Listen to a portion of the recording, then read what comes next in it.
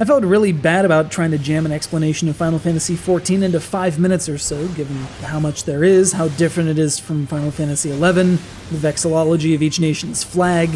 So I'm back after another week of fighting the Demon 1017 errors and emergency maintenances.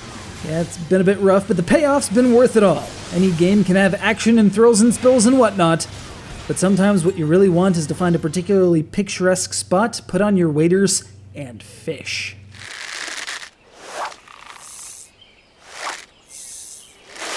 Back in Final Fantasy XI, if you wanted to increase your movement speed, your options were at level 25 Thief, level 37 Bard, level 76 Corsair, or level 86 Summoner. That is, unless you wanted to shell out millions of gil for a marginal increase on your gear. Teleportation was the sole domain of white mages, while warping was a black mage task. Every class in 14, from Lancer to Leatherworker, now gets all those at level 1. Though returning to your home point sits on a rather lengthy timer, and teleportation costs a nominal quantity of gil. Don't want to shell out the cash? Find your nearest chocobo porter who will give you an auto-piloting chocobo for a fraction of the cost. Nice if you need to get up and stretch your legs. On the other hand, if you need to be functional while crossing town to deliver $5,000 to the assessor's office for the St. Helen of the Blessed Shroud Orphanage, you can automate rote crafting for up to 99 syntheses, provided you've got the raw materials and it's something you've crafted before. But then you'd be depriving yourself of the chance to use Final Fantasy XIV's overhauled crafting system to fine-tune the quality of your items and greatly increase the EXP yield for making them.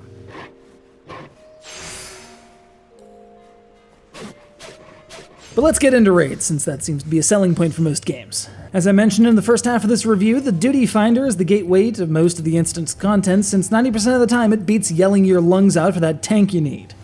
When you register, your current job and your selected raids are locked in, and you enter a queue to find you a spot with an ad hoc party from your server cluster. Once you're registered, though, you can change jobs and go make some skillets or whatever.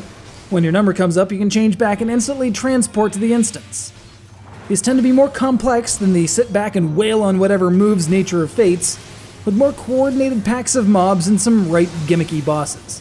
But then again, what would a Final Fantasy be without gimmicky bosses? The only problem is targeting in fast and frenzied action, especially if your target is like 10 yalms tall.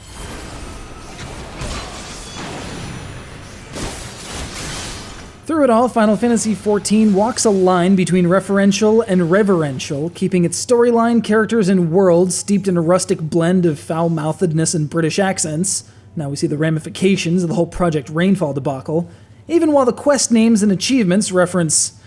deep breath here.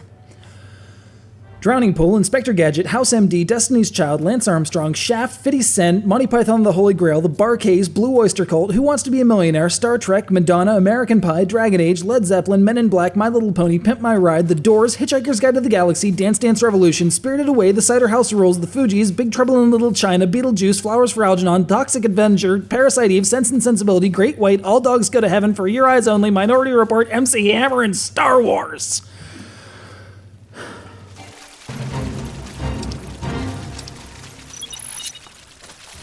MMORPGs don't really get second chances. I mean, how many have you watched rise and fall in matters of months?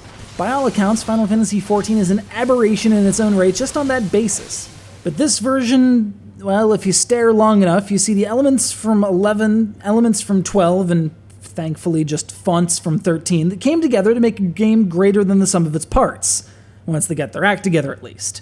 Just forget old 14, condemn it to the back page on the strategy guide of history, and appreciate this rebirth for what it is.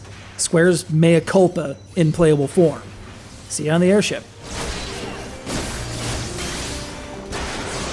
Yes. I'm amazed I spilled that out.